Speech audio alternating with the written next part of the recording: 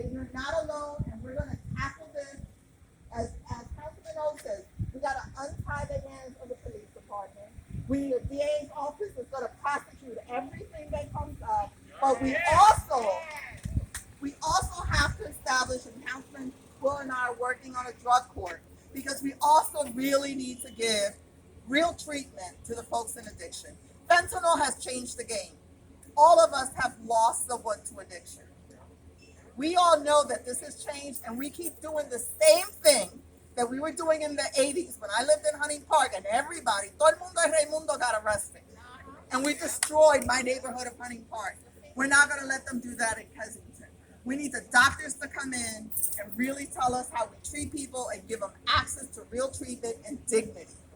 And then when we put resources in here, we're not fighting about public bathrooms or people needing assistance with their resources in their houses. This is not an either or game, and don't let anybody tell you that it is. We have enough resources to do this right. This is about leadership, and this is about priority. So you are not alone.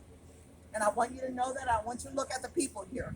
But at some point, folks, what has happened to Sonia will happen to other folks. And I'm going to tell these drug dealers that are cowards, because they're cowards, right? We all know that whoever they sent to do this work wasn't the guy that gives out the freebies.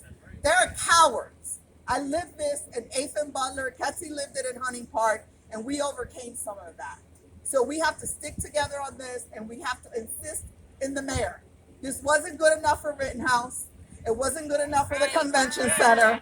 It has not been good enough anywhere else, and it should not be tolerated in Kensington. So Sonia, I'm sorry that you had to go through this. Sean, I'm sorry that you had to go through this. I never thought I was going to be an elected official where I have to apologize to constituents because we don't have the leadership to do right by them. Thank you.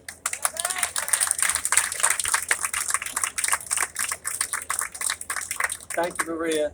And as you heard, as we conclude, it's really important to understand that we all now need to be held accountable. Every department in the city of Philadelphia, every elected official, we have to put them on notice that this cannot be tolerated. And what are we going to do about it? How are we going to work together to make sure that this doesn't happen again?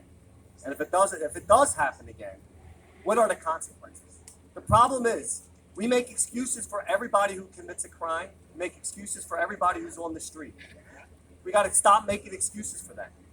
We want to help them, but sometimes we have to help them make a decision to help themselves.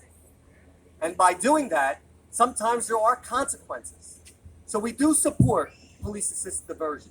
We do support diversionary programs through the courts. But we also need to support enforcement because they have to go hand in hand, and one is not going to work without the other. So right now, we'd be happy to take questions, any questions you may have, but know one thing, that we need to be held accountable to make sure this will not happen again. Thank you.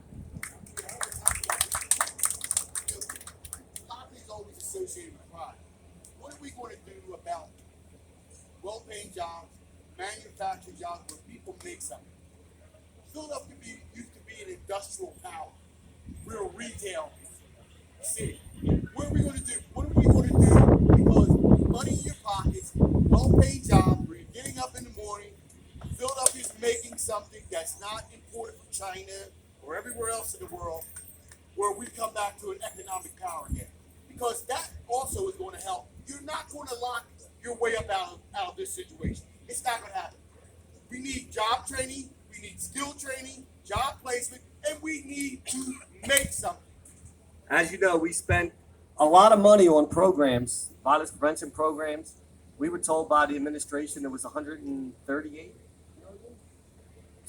155 million that was spent here in the Kensington community on programs to uplift people, to prepare them for jobs.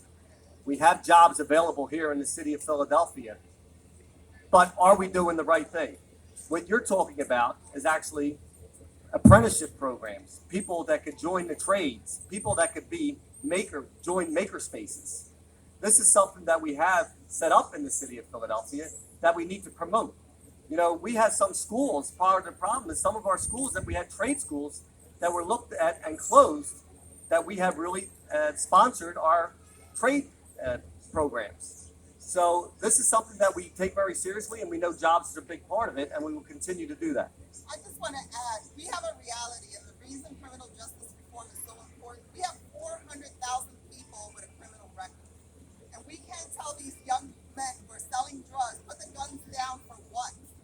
Because all the jobs we're talking about, whether we're talking about Amazon, whether we're talking about jobs training, and through the poverty fund that the city council has established with United Way, our second tier is it's going to take us 10 years to clear these records.